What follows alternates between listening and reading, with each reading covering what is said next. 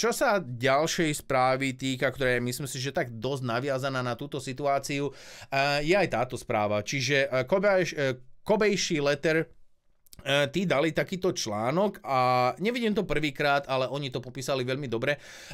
Obrovské stresy na Twitteri. Tí, čo ste boli na Twitteri dneska, tak môžete byť ovplyvnení negatívnou náladou, keďže proste všetci ideme do kytek.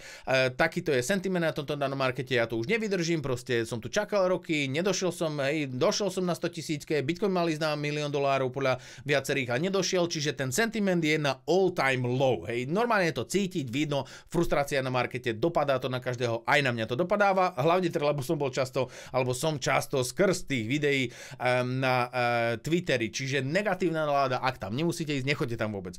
Ale otázky ohľadom MicroStrategy. Toto je asi taký ten ďalší veľký negatívny tlak, ktorého sa ľudia boja, že Strategy môže byť zlikvidované a to by bola úplná katastrofa, lebo MicroStrategy, alebo teda Strategy má na svojej súvahe skoro 500 000 bitcoinov, čiže 499 000 bitcoinov majú na svojej súvahe v hodnote $44 miliard.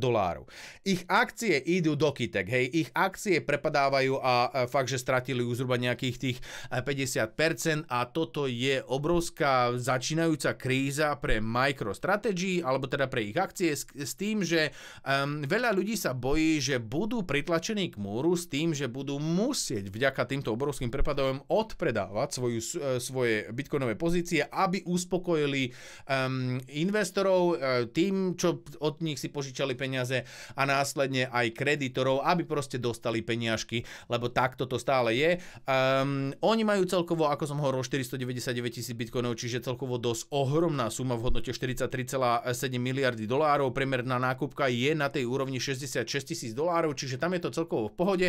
A tu už prichádzame do troška pozitívnejších chvíľ, a to minimálne skrz toho, že ako si môžete všimnúť na tomto danom grafe, tak tento nám jednoznačne naznačuje, aj keď vám tu trošička zavadzam, jednoznačne naznačuje, že MicroStrategy už boli v kríze. Hej? Čiže oni zažili tú krízu, oni tu boli v roku 2021, nakupovali Bitcoin a prakticky Bitcoin, vďaka Bitcoinu ich to takto šialene odstrelilo na tie akcie na all time high. Lenže veľa ľudí si to spojuje, že proste MicroStrategy, alebo teda Strategy akcie rástli a narastali len vďaka tej akvizícii Bitcoinu a Bitcoin bol pozitívny, tak MicroStrategy akcie stúpali a teraz, keď ideme prakticky, sme v downtrende na weekly timeframe, tak každý očakáva, že proste sa to totálne zrúti.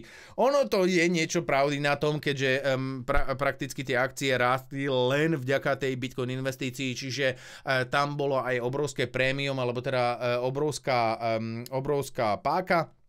A tým pádom je to isté, čo na altcoinoch. Proste Bitcoin troška padne, následne altcoiny strácajú mega. A toto isté vidíme u akcie, alebo teda u normálnej spoločnosti, ktorá teda implementovala čisto Bitcoin stratégiu.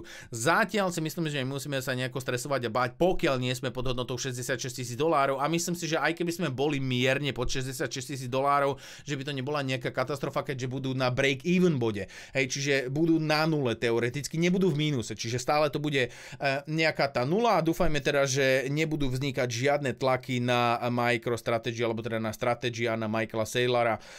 Čiže dúfajme, že to nejako ustoja. Čo je našou pozitívnou správou je, že tu na už boli minimálne raz. Hej, alebo teda zažili si svoj bear market, zažili si svoje krušné chvíle, prežili to a nepredali. Mám taký pocit, že oni predali len trošička bitcoinu a to hlavne skrz toho, aby tam porobili poriadky okolo daní. Čiže dúfajme, že sa toto už nestane a že bude všetko v úplnom naprostom poriadku. Zatiaľ teda netreba vyťahovať týchto koslivcov zo skrine. Zase na druhej strane troška negatívnych vecí je, že veľa ľudí tu investovalo len skrz toho, že si myslelo, že proste Bitcoin, MicroStrategy, alebo teda Strategy pôjde len a len hore a že Bitcoin nikdy nepadne. Čiže taký ten perfektný cyklus, ktorý sme si mysleli, že to bude, už tu nie je a to môže spôsobať vrásky na čele viacerým investorom, ktorí môžu začať odpredávať a následne spôsobovať ešte väčší a väčší tlak na akcie. Hej, čiže toť celá story okolo toho všetkého.